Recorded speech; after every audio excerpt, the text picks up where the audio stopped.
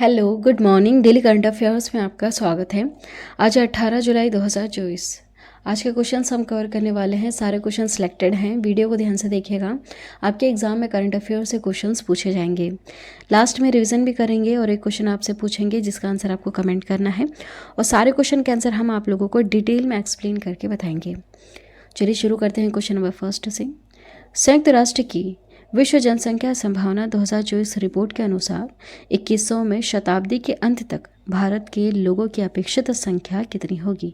यह एक अनुमान लगाया गया है, तो अनुमान है कि 1.5 अरब होगी।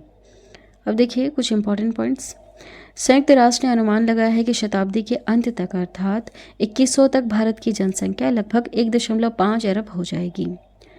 बीच में 1.7 अरब तक हो जाएगी, फिर जनसंख्या घट करके वापस से 1.5 तक हो जाएगी, ऐसा अनुमान लगाया है। देखिए पिछले वर्ष भारत चीन को पीछे छोड़कर विश्व का सबसे अधिक जनसंख्या वाला देश बना है। पहले चीन हुआ करता था टॉप पे, अब भारत देश है जनसंख्या वाला देश। सबसे अधिक जनसंख्या वाला देश कौन सा है टॉप नंबर 1 पे? हमारा भारत देश। देखिए अगला सवाल, हाल ही में नीति आयोग का पुनर्गठन किया गया है, इसके उपाध्यक्ष कौन बने हैं? तो देखिए इसके उपाध्यक्ष हैं सुमन के बैरी। ये हैं सुमन के बैरी। इंपॉर्टेंट पॉइंट्स देखिएगा। नरेंद्र मोदी के नेतृत्व वाली एनडीए सरकार ने नीति आयोग का पुनर्गठन किया है। नीति आयोग का पुनर्गठन किया गया। यह जो सरकार है इस बार एनडीए सरकार बनी है।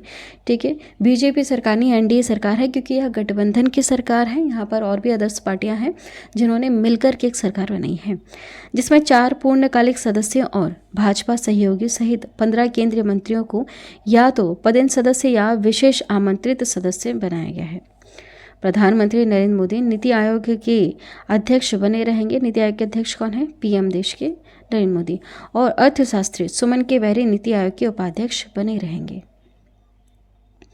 अगला प्रश्न 2024 पायनियर ऑफ द ईयर पुरस्कार किसे मिला है? पायनियर ऑफ द ईयर पुरस्कार ग्रेटा गैरविग को मिला है। ठीक है, देखिए इंपॉर्टेंट पॉइंट्स। ग्रेटा गैरविग को wheel Rogers motion pictures pioneers foundation द्वारा 2024 पायनियर ऑफ द ईयर पुरस्कार से सम्मानित किया गया। गैरविग एक प्रशंसित फिल्म निर्माता हैं जो लेडी बर्थ और लिटिल वुमेन में अपने निर्देशन के लिए जानी जाती है। अगला सवाल देखिएगा, यूरोपीय संसद का अध्यक्ष फिर से किसे चुना गया है? तो आंसर यहाँ पर सी से हो जाएगा। रोबर्टा मेत्सोला को चुना गया है। ठीक है, देखिए इंपॉर्टेंट पॉइंट्स। रॉबर्टा मेत्सोला को हाल ही में यूरोपीय संसद का अध्यक्ष फिर से चुना गया। मेत्सोला की नियुक्ति अगले 2.5 साल के लिए की गई है। मेत्सोला को नवनिर्वाचित सांसदों द्वारा डाले गए 623 वोट में से 562 वोट हासिल हुए थे। यूरोपीय संसद यूरोपीय संघ के विधायी निकायों और इसके 7 संस्थानों में से एक है। अगला सवाल देखिएगा, एशिया की पहली स्वास्थ्य अनुसंधान संबंधी प्री क्लिनिकल नेटवर्क सुविधा का उद्घाटन कहाँ किया गया है? तो इसका उद्घाटन हुआ है फरीदाबाद में। कहाँ पर? फरीदाबाद में। Important points. विज्ञान और प्रौद्योगिकी राज्य मंत्री डॉक्टर जितेंद्र सिंह ने translation health science and technology institute Faridabad में एशिया की पहली स्वास्थ्य अनुसंधान संबंधी प्री क्लिनिकल नेटवर्क सुविधा का उद्घाटन किया। इस अवसर पर मंत्री ने कहा है कि यह जो सुविधा है दुनिया भर में ऐसी नवीन नेटवर्क प्रयोगशाला और पूरे एशिया में ऐसी पहली प्रयोगशाला होगी। नेक्स्ट है, शिक्षा मंत्रालय ने किसके सहयोग से अस्मिता परियोजना की शुरुआत की है? किसके सहयोग से? तो यूजीसी के सहयोग से। देखिए इंपॉर्टेंट पॉइंट्स। शिक्षा मंत्रालय और विश्वविद्यालय अनुदान आयोग ने हाल ही में अस्मिता परियोजना का अनावरण किया, जिसका उद्देश्य भारतीय भाषाओं में शैक्षिक संसाधनों की उपलब्धता को बढ़ाना है। अस्मिता प्रोजेक्ट अगले 5 वर्षों में भारतीय भाषाओं में 22,000 किताबें विकसित करने की एक पहल है। अगला प्रश्न है, किस राज्य सरकार ने निजी क्षेत्र में स्थानीय लोगों के लिए 100% आरक्षण अनिवार्य करने का विधेयक पास किया है? तो देखिए कर्नाटक राज्य सरकार ने। देखिए जो विधेयक है निजी क्षेत्र में ग्रुप सी डी के पदों पर कन्नड़ लोगों के लिए 100% आरक्षण को अनिवार्य बनाता है। वहाँ के जो स्थानीय लोग हैं उनको यहाँ पर 100% आरक्षण अनिवार्य बनाता है। ठीक है, वहाँ के लोगों के लिए ये ज़रूरी भी है। ठीक है। अब देखिए इसमें प्रबंधन पदों के लिए 50% स्थानीय उम्मीदवारों और गैर प्रबंधन पदों के लिए 70% स्थानीय उम्मीदवारों की आवश्यकता है।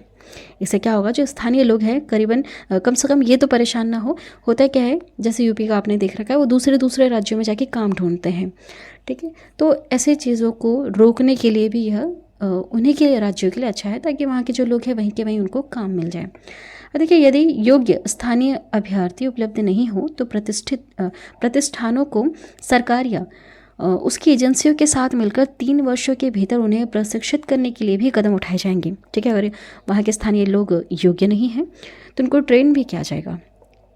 देखिए थॉमस मुलर ने हाल ही में अंतर्राष्ट्रीय फुटबॉल से संन्यास ले लिया है। वह किस देश के खिलाड़ी हैं? तो वह जर्मनी के खिलाड़ी हैं। किस देश के? जर्मनी के। देखिए जर्मनी के फुटबॉल खिलाड़ी थॉमस मुलर ने हाल ही में अंतर्राष्ट्रीय फुटबॉल से संन्यास की घोषणा की। थॉमस मुलर, जिनका अंतर्राष्ट्रीय करियर 14 साल का है, इन्होंने हाल ही में यूरो 2024 में हिस्सा लिया था। यूरो 2024 में मेजबान जर्मनी क्वार्टर फाइनल में स्पेन विजेता से हार गई, ठीक है। स्पेन विजेता है, जर्मनी क्वार्टर फाइनल में हार गई। अंतर्राष्ट्रीय आपराधिक न्याय दिवस प्रतिवर्ष कब मनाया जाता है, बताइए।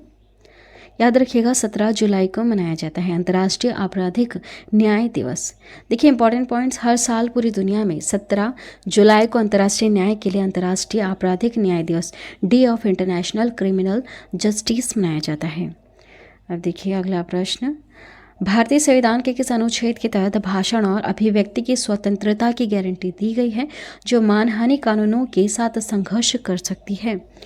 तो है अनुच्छेद 19। अनुच्छेद 19 में अभिव्यक्ति की स्वतंत्रता है।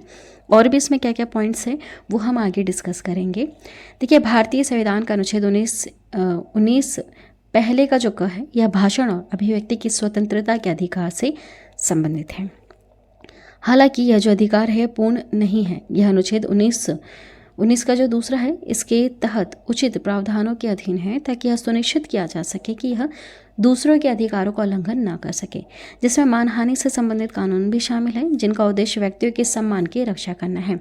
मतलब भाषण और अभिव्यक्ति की स्वतंत्रता तो है, लेकिन यह भी ध्यान दिया जाएगा कि वह मानहानि या फिर दूसरे की सम्मान की रक्षा कर सके, ठीक है। ऐसा नहीं है कि यहाँ पर बोलने का अधिकार है तो कुछ भी बोला जाए, ठीक है। इन चीज़ों का भी ध्यान रखा जाएगा कि दूसरे व्यक्तियों के सम्मान या फिर मानहानि जैसे इन चीज़ों का भी ध्यान रखा जाएगा, ठीक है। देखिए भारतीय संविधान का अनुच्छेद जो 19 है इसका जो पहला यह क्या कहता है, 19 पहले का क्या कहता है, अभिव्यक्ति की स्वतंत्रता।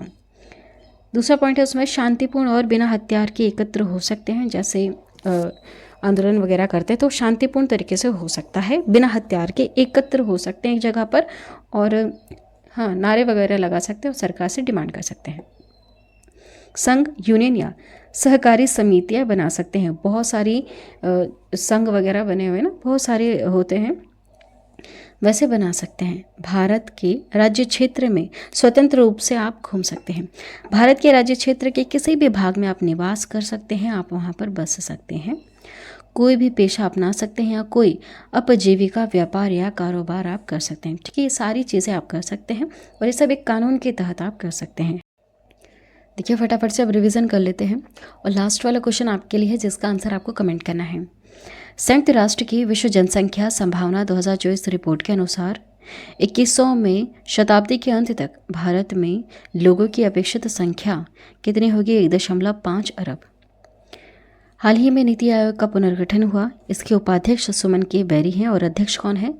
देश के PM Narendra Modi ji. 2024 pioneer of the year पुरस्कार मिला है ग्रेटा गेरविग को। यूरोपीय संसद का अध्यक्ष चुना गया है रॉबर्टा मेत्सोला को। एशिया की पहली स्वास्थ्य अनुसंधान संबंधी प्री क्लिनिकल नेटवर्क सुविधा का उद्घाटन फरीदाबाद में हुआ।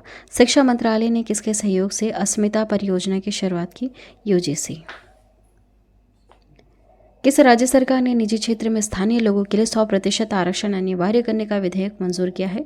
कर्नाटक राज्य सरकार ने। थॉमस मुलर ने हाल ही में अंतर्राष्ट्रीय फुटबॉल से संन्यास लिया, वह जर्मनी देश के खिलाड़ी हैं। अंतर्राष्ट्रीय आपराधिक न्याय दिवस प्रतिवर्ष 17 जुलाई को मनाया जाता है। भारतीय संविधान के किस अनुच्छेद के तहत भाषण और अभिव्यक्ति की स्वतंत्रता की गारंटी दी गई जो मानहानि कानूनों के साथ संघर्ष कर सकती है? वह अनुच्छेद 19। ठीक है, भाषण और अभिव्यक्ति की स्वतंत्रता तो है, लेकिन मानहानि जैसे कानून अगर बने हैं वैसे उनके साथ हमेशा संघर्ष बना रहता है। लोग कहते हैं कि हमें बोलने और भाषण देने की आज़ादी है, लेकिन मानहानि होती है तो हाँ, केस हो जाता है और फिर ये दोनों चीज़ों के ऊपर संघर्ष चलता रहता है। अब देखिए किस राज्य सरकार ने निजी क्षेत्र में स्थानीय लोगों के लिए 100% आरक्षण अनिवार्य करने के वाला जो विधेयक है उसको मंजूरी दी है, और इससे क्या फ़ायदा होगा क्या नहीं होगा आपको यह कमेंट करके बताना है। चलिए आज की वीडियो में इतना ही। आई होप यह वीडियो आपको पसंद आई होगी।